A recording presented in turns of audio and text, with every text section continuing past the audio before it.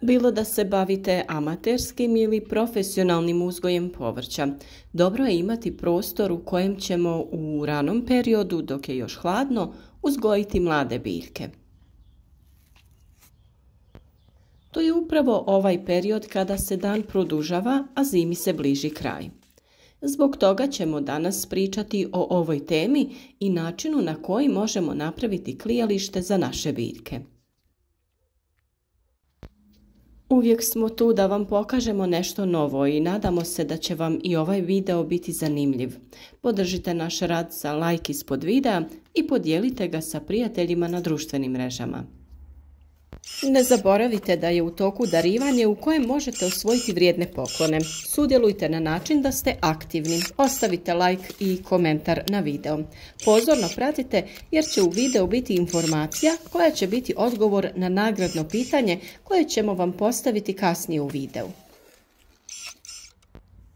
Topla klijališta su se oduvijek koristila za rani uzgoj mladih biljaka, ali s vremenom su primijenjene nove ideje za zagrijavanje tih prostora.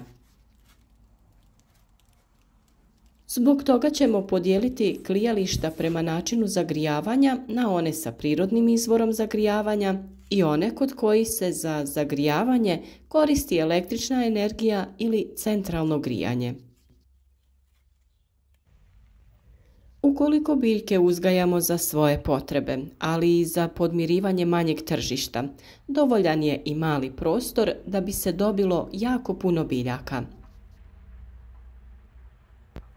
Samim tim, ako se neko želi baviti uzgojem mladih sadnica povrća za prodaju, tada bi preporučili ovakvo ili slično klijalište.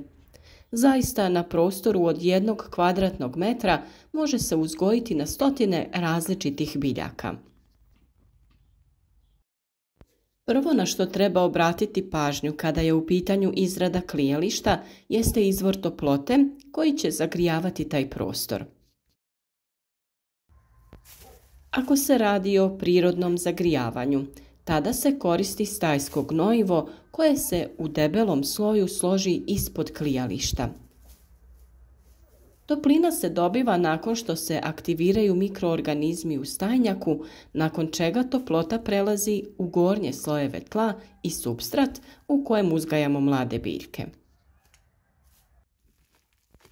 Ovaj način je dobar, ali trebamo biti oprezni kod pojave niskih temperatura. Osim toga, potrebne su velike količine stajnjaka jer debljina sloja mora biti oko pola metra. U današnje vrijeme teže je doći do stajskog gnojiva, pa se okrećemo drugim načinima zagrijavanja prostora u kojem ćemo uzgajati biljke. Umjesto da se tlo zagrijava stajnjakom, može se iskoristiti centralno grijanje na način da se na određenu dubinu postave crijeva kroz koje će strujati topla voda iz centralnog grijanja. Naravno, ovaj način grijanja primjenjuje se u profesionalnim rasadnicima gdje su klijališta velike površine.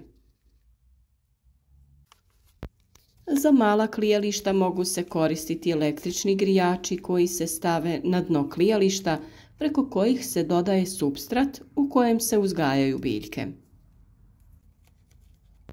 Za manje profesionalne načine zagrijavanja možemo se poslužiti sijalicom koja će zagrijavati prostor iznad biljaka. U tom slučaju treba biti oprezan jer je često ovaj prostor prepun vlažnog zraka pa dolazi do kondenzacije. Zbog toga su idealne se pokazale LED lampice koje rade na manjem naponu koji nije opasan za čovjeka i ne može uzrokovati štetu. Dovoljna je samo jedna LED traka dužine 5 metara da bi zagrijali prostor u klijalištu. Pored toga što ove LED lampice proizvode malu, ali dovoljnu količinu topline, one isijavaju i svjetlost. Ova svjetlost je odlična za razvoj biljaka jer zbog zaštite često moramo prekriti biljke dodatnom zaštitom. Time biljkama uskraćujemo dotok prirodnog sunčevog svjetla. LED lampice su odlična zamjena i uvijek ih koristimo za naša klijališta. Radi lakšeg zagrijavanja biljaka od izolirajućeg materijala napravimo kutiju u kojoj ćemo uzgajati biljke. Za to se najbolje pokazao stiropor.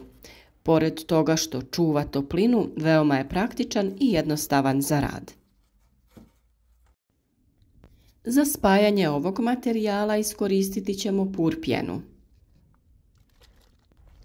Već nakon 1 sat spojevi su suhi i nakon odstranjivanja viška pjene naše klijalište je spremno za upotrebu. Ovakvo klijalište može se držati u zatvorenom prostoru, ali i na potpuno otvorenom. Čak i temperature u većem minusu neće ugroziti biljke u njemu. Mi naše klijalište držimo u plasteniku gdje cijelu zimu uzgajamo zeljasto povrće. Probušiti ćemo rupu i kroz nju uvući kablove za led trake. Njih ćemo pričvrstiti na bočne strane klijališta. Budući da su dosta duge, nećemo ih skraćivati.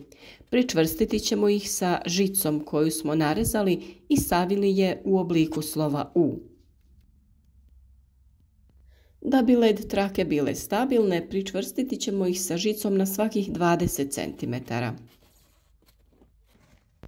Za napajanje led lampica koristimo napon od 12 V i neće predstavljati nikakvu opasnost za čovjeka ni za biljke. Boje svjetlosti koju isijavaju lampice su plava i crvena. Ovo je najbolja kombinacija za uzgoj biljaka jer im najviše odgovara taj spektar boja. Po potrebi možemo uključivati ili isključivati jednu ili obje led trake, jer po dnevnom svjetlu one neće biti potrebne kao izvor svjetlosti. Osim toga i topline će biti dovoljno jer će sunčeva energija prodirati kroz providnu površinu sa gornje strane klijališta, pri čemu će se događati efekat staklenika.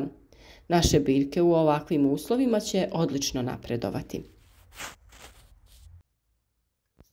Za kontrolu temperature u klijalištu koristiti ćemo termometar koji ćemo postaviti da mjeri temperaturu u unutrašnjosti klijališta. Za pokrivanje klijališta koristili smo pleksiglas ploče, a može se koristiti i PVC folija ili staklo. Po potrebi može se djelomično otvoriti, a u sunčanim danima možemo i potpuno ukloniti zaštitu sa gornje strane. Ovo klijalište će nam poslužiti i za razvoj mladih biljaka koje smo sijali i kalemili u ranom stadiju, ali prvenstvena namjena će biti uzgoj mladih sadnica povrća. U narednom periodu ćemo dodavati sjemena raznog povrća koja ćemo odvajati u malim PVC posudama poput ovih. Nakon što sjeme nikne i biljke izrastu i dobiju 2 do 4 lista, izvršiti ćemo pikiranje i odvojiti biljke u zasebne posude. Sve o načinu uzgoja sadnica povrća pokazati ćemo u videima koji slijede u narednom periodu, pa ostanite s nama.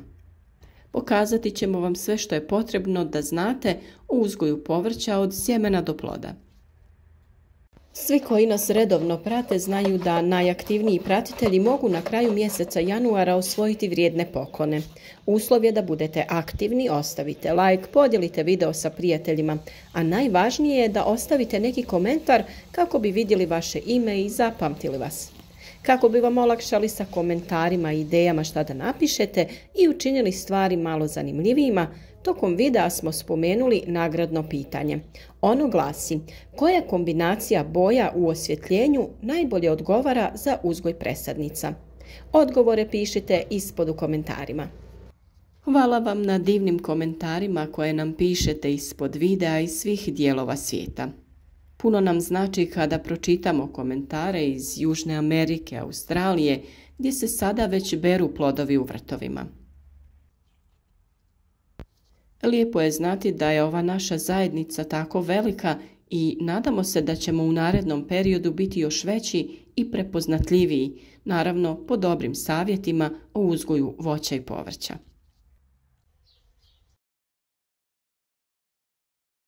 Pišite nam kako vi uzgajate mlade sadnice povrća, kada krećete sa sjetvom, da li ste pripremili sjeme i kupujete li sjeme ili čuvate vlastito sjeme biljaka. Uvijek volimo čuti vaša iskustva, jer tako razmjenjujemo savjete i svi zajedno možemo pomoći onima koji žele da budu uspješniji u uzgoju biljaka. Svakako da je podrška vrlo važna, pogotovo za one koji tek kreću u avanturu uzgoja i svaki savjet im je dobrodošao.